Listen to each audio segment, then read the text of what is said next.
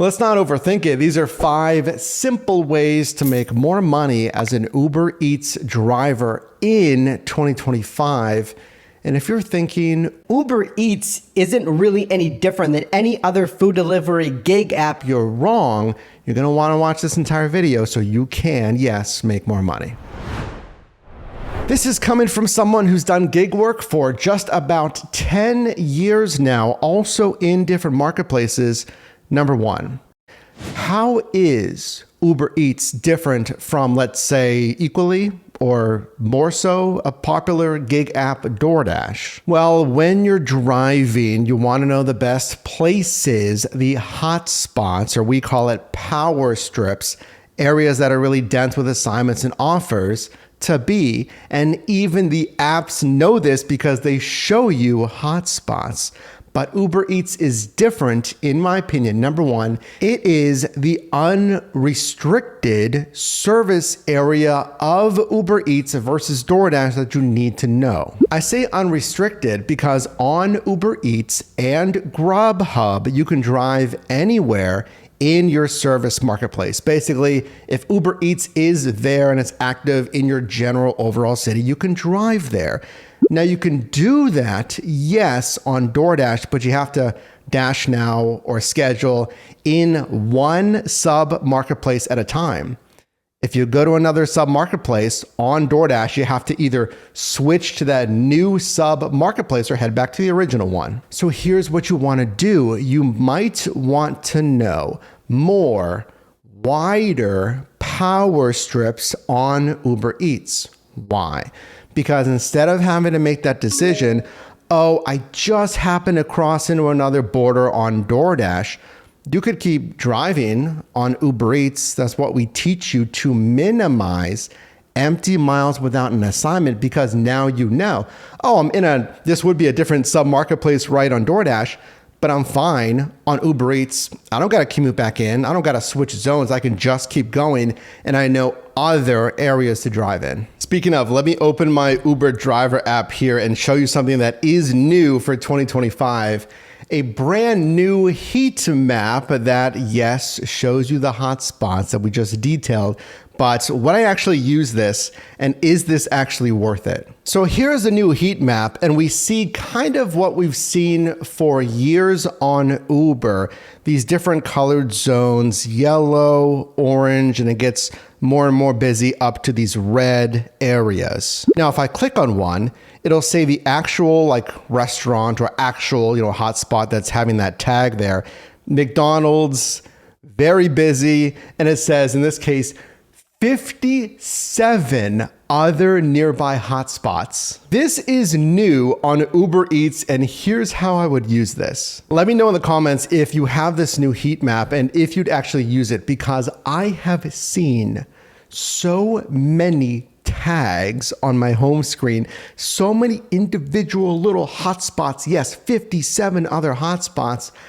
I would not really rely on that versus your own market expertise. In my opinion, this is a bit too granular.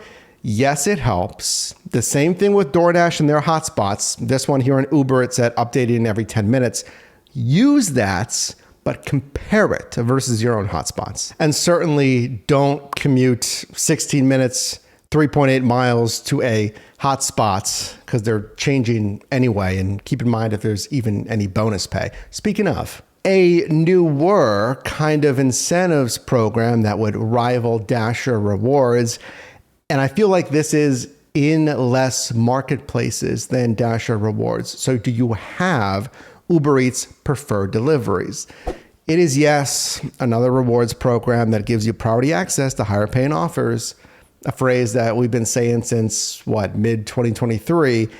And yes, it is in part based on your acceptance rate, but I'm not saying that's a good thing, obviously, but it at least is lower thresholds than DoorDash's rewards program. Preferred Deliveries, you need at least 30% acceptance rate to get tier 1. I'll say the same thing. Yes, you get priority access to higher paying offers. You get more and more priority the higher up those tiers that you go. You really, though, have to do the math of is that all worth it to bump up your AR to 30%? For instance, I just did actually a Uber Eats shift. I'll leave that link down below. And I think actually on that one, my acceptance rate went down to, I don't know, 18%. I've never really worried about my acceptance rate unless I'm going for the rewards programs, and I've done it to Dasher Rewards, Preferred Deliveries for you to test it. Let me know if you'd like me to go for Preferred Delivery in 2025. I feel like it's been a while. Should I increase my AR to 30 and see how high paying the offers get? You have to see if that's actually worth it, because at least when I first went for it, when Preferred Deliveries was in like 5 or 7 marketplaces, Pittsburgh, I'm here in Pittsburgh, by the way. When it was here in Pittsburgh, I got offers that said they were high paying, and it was like $1.10, $1.20 a mile. I want you to hit at least $1.75, ideally $2 to $3. Well, let's talk about more bonuses in number 4 here. More bonus pay. I actually just saw this today. Quests and kind of an even older and maybe even more rare Boost Plus zones. I saw one quest. It said complete 3 trips to earn an extra $3, and then you unlock another. So say I did 3 trips, I'll get $3 extra. So yeah, $1 extra per trip. And then it would unlock this next tier. It'd say, hey, do 2 more trips, but then it gets better per delivery, $4.50. Then if I did those 2 trips, I'd unlock this other one, do 1 more trip and get pretty good, an extra $4.50. And it doesn't say anything about skipping offers. I think those are kind of not the worst, but those are lesser attractive incentives where, Grubhub just did this, deliver 7, but only skip 1. I saw this other one, 4 trips, an extra $4, so $1 extra per trip, but then it unlocks the 2 trip incentive for an extra $2.50 per trip. And then the last one, do 1 more trip, get an extra $5. Now this I typically see on rideshare though. If that's something you want to do, you can opt into it. And this one at least is pretty decent. Well, not even decent, it's good. It's plus $10 extra per active hour. That's not like guaranteeing $15 an hour or $17 per active hour. That is in addition to what you're making here. So if you saw either of those, Boost Plus, which is extra hourly pay, or the Quest bonuses, I feel like, and this is going to be market dependent, so let me know if you see frequent Boost and Quest bonuses. That can be quite good, especially if you get into those second tier, the third tier, number of trips there, you get those higher per delivery incentives. And then lastly, let's talk about the other thing that goes into your pay, because there's base pay, there's a promotional pay, the bonus pay that we just talked about, and then there's tips. Who tips more? Think about this. Have you ever thought about this?